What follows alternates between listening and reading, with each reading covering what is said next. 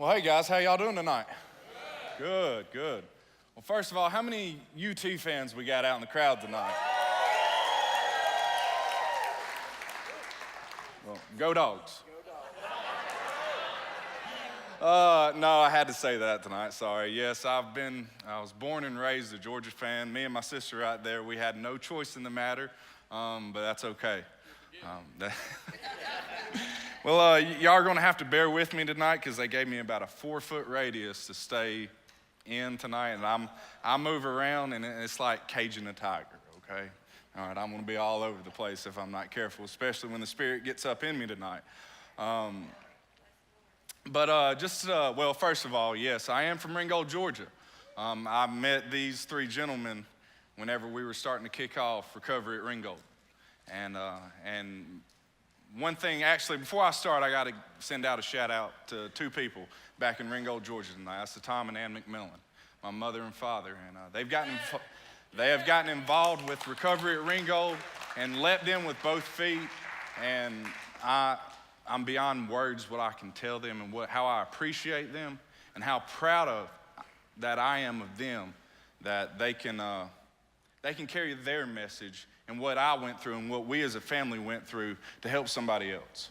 And so, Mom, Dad, I love you. All right.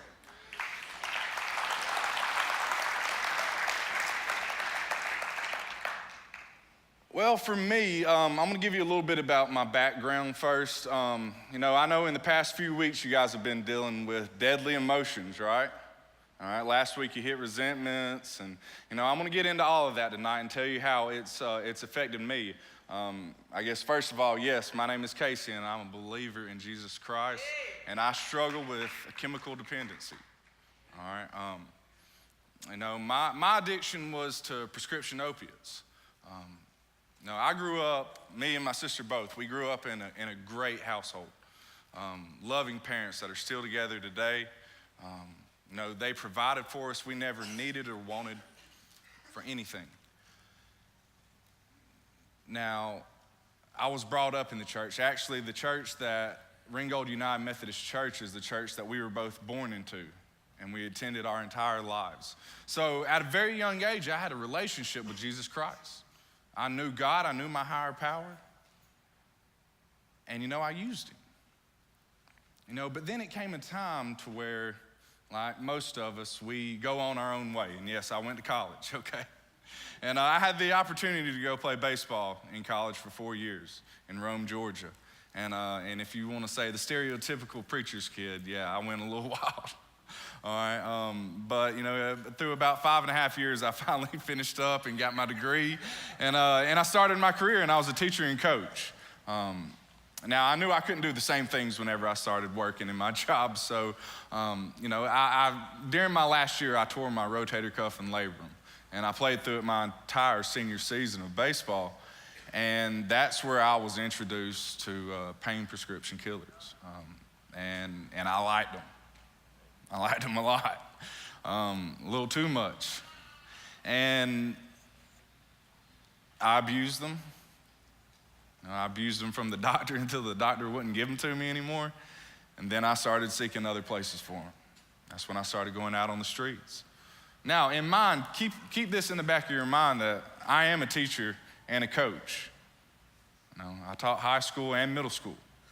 All right, but then usually once my job was over, that's when my addiction kicked in. And so for a long time, I was living a double lifestyle. I was two different people. I was Coach McMillan at school, and then, after practice, I became that junkie. And so, I tried to live that lifestyle for as long as I can, but it was too much, Most of us know that struggle with chemical dependency, those two lifestyles that we live start blending together. And I couldn't keep them separated anymore. And finally it was too much. I had to resign from my position. I lost my car. I lost my fiance. And, I lost pretty much everything. My closest family, right down here, they had to push me away. They had to cut me off. My sister has two beautiful daughters, my nieces. one 5 and one almost 8 months. And, I love those two girls like my own. But, it came to the point to where they had to threaten for me to never see my nieces again. But even that threat still wasn't enough to stop me in my addiction. Now, I used the analogy before, being an addict or an alcoholic, being in that addictive lifestyle is like someone holding you underwater in the deep end. Remember playing sharks and minnows, someone holding you up underwater? Well, eventually you're gonna do whatever you got to do to get to the top to get air. And for me, that's what addiction was like. I didn't care if I had to scratch, pull, hurt, whoever. I was gonna get what Casey needed. And it took me to my bottom. And I believe everybody has their own bottom that they need to hit until we see where we need to go. And eventually, my bottom was right there when we were starting recovery at Ringgold. And I met these 3 gentlemen. And as they talked to my dad and to me, and I kind of, told them what I was going through, they referred me to a place in Greenwood, South Carolina. And that's where I've been living for the past 17 months. My clean date is February the 16th, 2013. All right.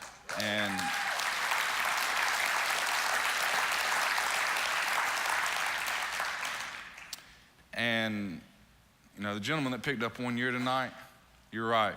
Every single day I have to give what I have away for me to keep what I have. And congratulations.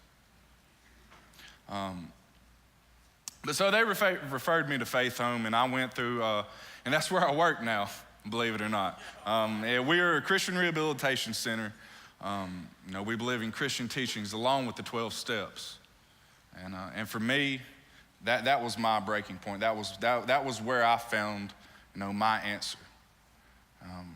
Like I said, I've always had a relationship with God. I've always used God, but I needed something. God's not going to do for me what I can do for myself. If he was going to relieve me of my drug addiction or alcoholism, he would have done that years ago. But he pointed me in the direction that I needed to go in through these gentlemen up here. And so that's where my journey began in recovery. Now, I'd been in a recovery atmosphere for about 3 years before that, but I couldn't stay clean. But this is where I found it, was at this place. And it's a blessing. It's a blessing every single day. I get to see miracles walk around every day. Every day. People that come in 3 days clean that are still hurting, that are still in that despair.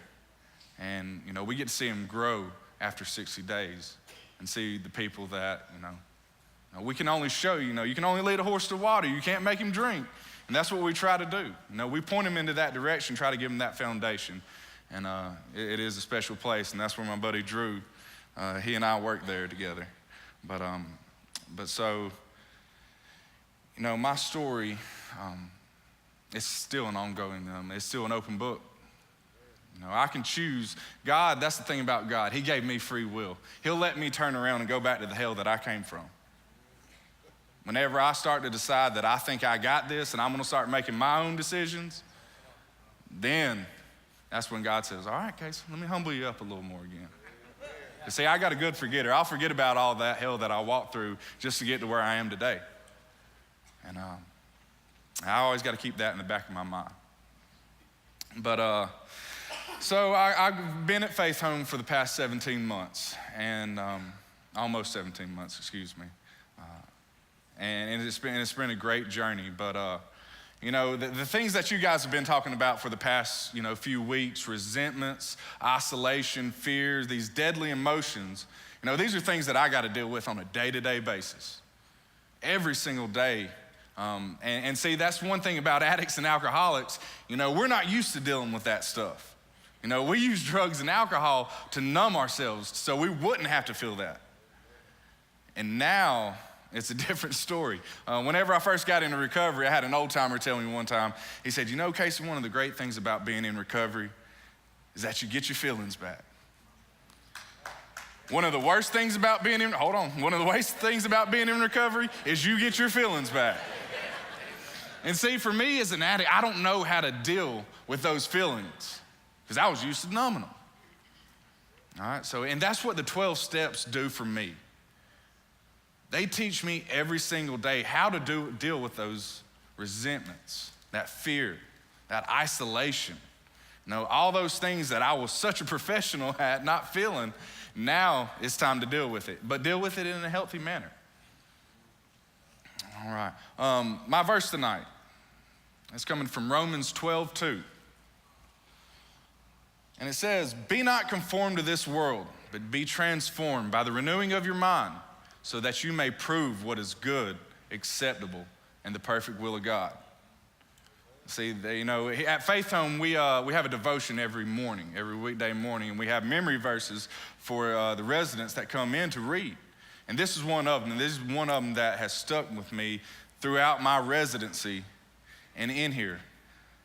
Be not conformed to this world. Well, first of all, growing up being an athlete, I usually conformed to the world. I was the typical jock, going to parties and, whatever was okay with everybody else, that was okay with me. See, not only being an addict, but I'm a performance addict as well. And you see that a lot with athletes. Our entire lives, we've grown up on the opinion of others, how well we've played. Usually in a game, if I didn't play well, my performance was bad, then my self-esteem suffered. And so, that I carried that into my adult life. And so, all the sins of the world, the sins of the flesh are things that we have to deal with on a day-to-day basis. And it was so easy for me to conform to whatever was going on at the time. So be not conformed to this world, but be transformed by the renewing of your mind. My mind was renewed when I got into those 12 steps. That's when my journey began. That's when I first started seeing who the real Casey was. I'm kind of like an onion. My sponsor uses that term all the time. I'm an onion. I got layers. It's like Shrek. I got layers, okay? You just peel a layer off. Each step I go, there's another layer. All right? There's more and more that I'm finding out each and every single day. Now, even though I'm in recovery and I'm working steps, can I still hold resentments to people? Yeah. As a matter of fact, and my brother-in-law and sister are here, but day before yesterday, he bought a new car. All right? Yeah, he bought an 87 Mercedes convertible. All right. Yeah. And my sister sent me the picture of it. And, man, I feel bad for saying this, but I got to be truthful today. My sister and brother-in-law are great people. I love them dearly. They are raising a great Christian family. And he buys this Bulldog red Mercedes-Benz. And the first thing that I think is, all right, Jacob's got a 2013 Lexus SUV. My sister just bought a brand new 2014 Honda minivan. And he's got a Mercedes now. And I'm driving a 95, 275,000 Chevy clunker. But see, that's where my addiction has, in those comfortable ways and that way of thinking, it still creeps up on me. In the other programs we say progress, not perfection. And that's what it is. I mean, it's a daily battle. But yes, I talked to my sponsor and I'm over it now, Jacob, so you're okay. All right. But, be not conformed to this world, but be transformed by the renewing of your mind so that you may prove what is good, acceptable, and the perfect will of God. I have to walk with Jesus Christ day in and day out.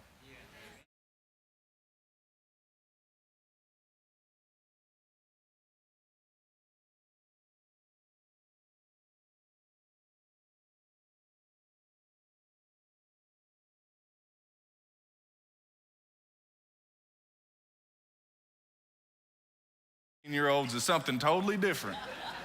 All right. It drives me up the wall. And now they moved me into the administration offices. I'm in charge of scheduling. So now, I have to keep that addict mentality because I'm talking to them over the phone while they're still out on the streets, and I know they're lying to me. And I'm saying, well, look, can you be here at 2 o'clock on Monday? Oh, yeah. Well, when was the last time you used? Oh, man, like 30 days ago. Are you sure? You got to pass the drug test. Oh, yeah, man, I'm good. And then they get there and fail the drug test. I'm like, oh, okay, all right. And, acceptance is a big one today. Acceptance. But it's great. One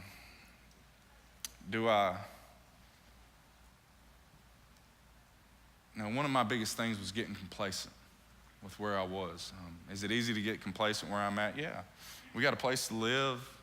We eat for free. We live there for free.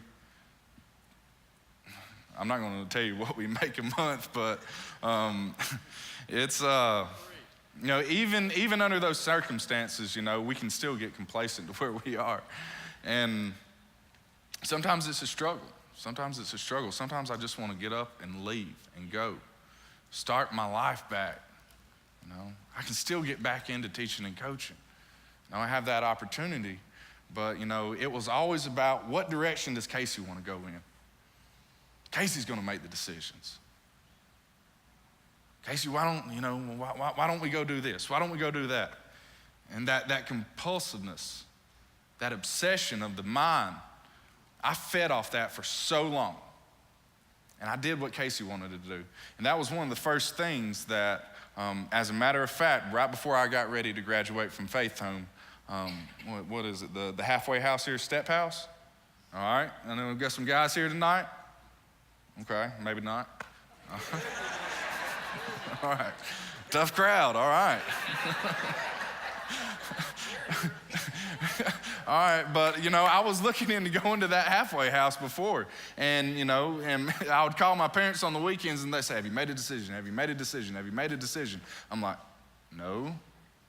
I'm trying to concentrate, take these 8 weeks and concentrate on myself, and I know I need to worry about the future, but I can't worry about that right now. I've got so much on my plate. I'm early on in recovery again. I'm 45, 50 days clean, and, my mind's being pulled in 1,000 directions, and every time I get on the phone with mom and dad, have you made a decision? Where are you going? What are you going to do, Casey? And I know, Mom, Dad, and I'm praying about it. And of course, when I say I'm praying about it, they're thinking, he's procrastinating. All right, he doesn't know. But really, I was praying about it every single day, every single night. And I was just saying, God, if you open up a door for me, I will go in whatever direction you want me to go in. For so long, it's been about Casey and what Casey wants to do. Now it's time for you to use me and send me wherever you want to go. And I was graduating the week after Easter. April the 7th, 2013 was my graduation date. And that weekend for Easter, some staff members there have been talking and say, well, Casey, you need to go on staff. You need to go on staff. And I said, well, that's okay. Maybe I'll think about it. All right. And sure enough, I worked at the front desk, and 2 staff members left to go home for Easter, and they didn't come back. And so Monday morning, the general manager walks up to me and says, we got a position, you want it? I'm sitting there thinking, God, is that you? Is this what you want me to do, God? And when I felt it, goosebumps came over me. I said, okay. I said, this is where God needs me right now. He needs me to help someone that has been through that same path that I've walked. Someone that can relate to where I've been and what I've gone through and what I've had to do. And so it's been fun. It's been a struggle. I know there's a lot more to come. But, going in, talking about resentments, we already discussed the resentments I had toward my sister and brother-in-law, all right? It wasn't really until I really got with a sponsor and started that step work that the doors and kind of my eyes began to open. And when I did, and throughout this 17-month journey that I've been on, I came to 3 realizations. One, the first realization that I had to admit was that I am powerless over my addiction. And yes, my life is unmanageable. What step is that? 1, okay? All right. 1 is a step that I struggle with daily, okay? Because I am. I was a head coach, okay? So usually I had to control every aspect of that game. Offense, defense, it didn't matter, okay? I'm a control freak, but I'm powerless. I'm powerless over here. Not just drugs and alcohol, but I'm powerless. Well, let's see. I'm powerless over you, over you, over you, over you, over you, over you, over you. I'm powerless over what y'all think of me, what y'all say about me, what y'all do on a day-to-day basis. No, I have no control over any of that. And so for me to start to get my feelings and my deadly emotions in check, that was one of the first realizations that I had to come to. Again, easier said than done. It was a struggle, especially early on. I have a very, very good sponsor. Used to, my sponsors would be someone that I could, I'll just say that I could BS and I could, pull the shades over their eyes and I could lie to them and this and that and just kind of, jerk them around a little bit. But the sponsor I have now, he said this the other night when I was speaking, we are total opposites. Total opposites. He didn't go to college a day in his life. He might have even dropped out of school in 9th grade. This hardcore, probably 6'5", 300-pound biker-looking dude. But you know what? That's exactly what I need in my sponsor. I need someone that I'm not going to be able to lie to. He's going to call me out on my BS whenever I'm trying to take the easy road. He's going to put a foot in my fanny whenever I need it, and he's going to push me. And one of my biggest character defects is procrastination. You can ask Mark, okay? He was looking for these PowerPoint slides early this morning, and he got them about 4:45 this afternoon. All right? But he's big on me on procrastination. But, I'm powerless over everything today, and I had to come to grips with that. I had to come to grips that, Casey, you weren't the all-powerful, controlling person that you think you are. All right, my ego gets in the way a lot of times, but I'm powerless over everything in all situations today. The only thing I have control over is how I'll react to certain situations. My reactions to other people, what I say, what I do, and like I said, how I react to people when they come at me, especially with an attitude, because my temper's pretty short too. The second realization that I had to come to, I am not responsible for my disease, but I am responsible for my recovery. I'm not responsible for my disease. And I hear people say it all the time, especially girls that come into the program. Well, I was dating this guy, and he made me drink. Well, he broke up with me, and so I started using. Okay, well, true. You got put into that situation, but I am the one that chose to take the dope. I'm the one that chose to drink the alcohol. Okay, I put it down my own throat. And see, now I know today that once I do one, game over. That race that I've been at bay for so long, for 17 months now, once I put one in me, I'm off to the races again. I'm not stopping. I'm not stopping till I tear and burn down everything around me. And it's going to happen. If I choose to go back out again, it will happen. And see, again, that's what's so crazy about this disease of ours, or this disease of mine and people like me. Because we have a disease that tells us that we don't have a disease. Now, we're not sick people. We have something that tells me, well, Casey, don't worry about the job you had to resign from. Don't worry about the fiance that left you a week before your wedding. Don't worry about the $30,000 truck you just lost. It's okay. Let's go back out one more time. Let's try it. You can control it this time. But I'm responsible for what I do every single day. I'm responsible for how many steps that I make it through. Yes, my sponsor is there to lead me through the steps, but it's my job to work them. It's my job. My sponsor isn't trying to find out who Casey is. Casey is trying to find out who Casey is. So I'm not responsible for my disease, but I'm responsible for my recovery. It's a daily reprieve that I have. Daily reprieve. And the third realization, I can't blame others. I can't blame other people, places, things. I must face my problems and my feelings today. I can't run and hide. No, that was always the easy way out. That was the cop-out for me.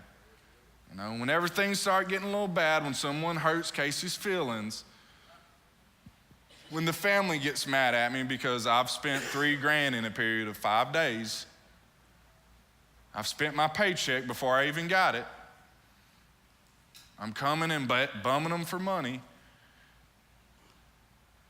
I have to face those things today. I can't blame the situations that I went through. I can't blame that on my family. I can't blame it on the dope man. I can't blame it on the bars. I can't blame it on the football games that we used to go get tore up at. That all falls on me. That's my responsibility today and what I do about it. And now it's time to stand up. I must face my problems and my feelings like a man today. I used to have one of my best friends used to say, it's time to stand up and put your big boy pants on. It's time to get serious about this thing.